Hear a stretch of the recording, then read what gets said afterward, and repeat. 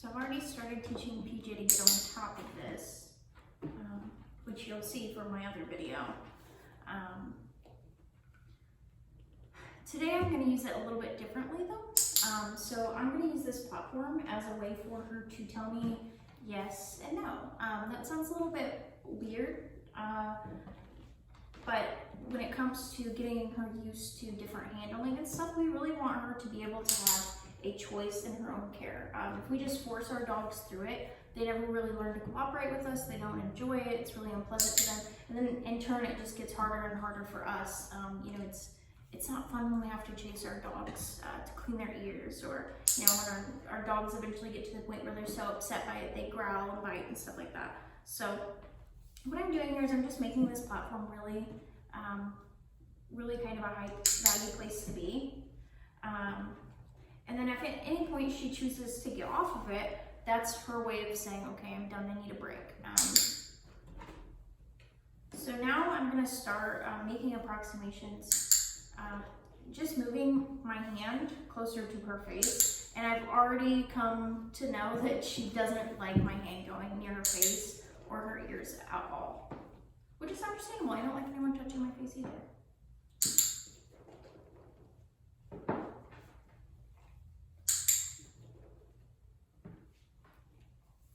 So I'm just doing small approximations.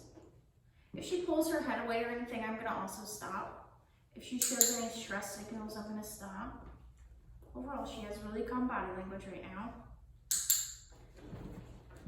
And I'm not gonna immediately start by just grabbing her ear. I might start with like a really gentle stroke on the side of her face, something that's enjoyable for her, and then I'll work my way up to her ears. For you at home, you can start doing something similar to this, whatever you want to use for a platform. You can even use like a crate pan, like what goes in the bottom of a crate, and have the same kind of principle. If she's on it, she's getting treats and you're working with her. If she's off of it, you know, she's done and she needs a break. But you can start with whatever ear cleaning solution, or what, you know, whatever prop that she seems afraid of touching her. You can start with it like at a distance while you're just working on building the value of whatever platform you're using. And then start working up to touching the side of her face and stuff like that. I know, you're so silly. And then work into that solution, getting closer and closer to her. I'm not sure if, you know, maybe it's a cotton ball or whatever you use. Everyone uses something different, but.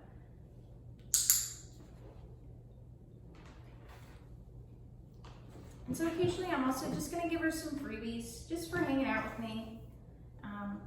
Just staying on the platform. I'm having, if you notice, a really high rate of reinforcement. We really want her to enjoy this exercise. We want her to enjoy being handled. So occasionally I might even just touch other parts of her body. It's really good for her to start getting used to her nails being trimmed, so occasionally you can touch her feet. We really just want her to pair that being touched means that good things happen. She gets food.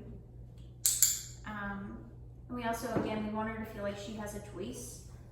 We don't want to have to chase her or anything like that. Yeah, what a good girl. If for any reason she starts to get stressed out enough that she's growling or anything like that, obviously we want to stop what we're doing. We don't want to punish her for that. It's just her communicating that she's stressed out. A lot of times what ends up happening if a dog growls is the owner ends up yelling at them or shouting or doing something kind of scary, and then the dog learns that growling isn't good, so the next time they just bite instead of giving you that warning growl. We say it's basically taking the tick away from a bomb. So just make sure that you respond well to her stress, just like if a person was like, hey, you're making me uncomfortable, you would stop what you were doing. So giving her lots of options. So occasionally I'm gonna take a treat, I'm gonna toss it away, and then I'll reinforce her for coming back. Good girl.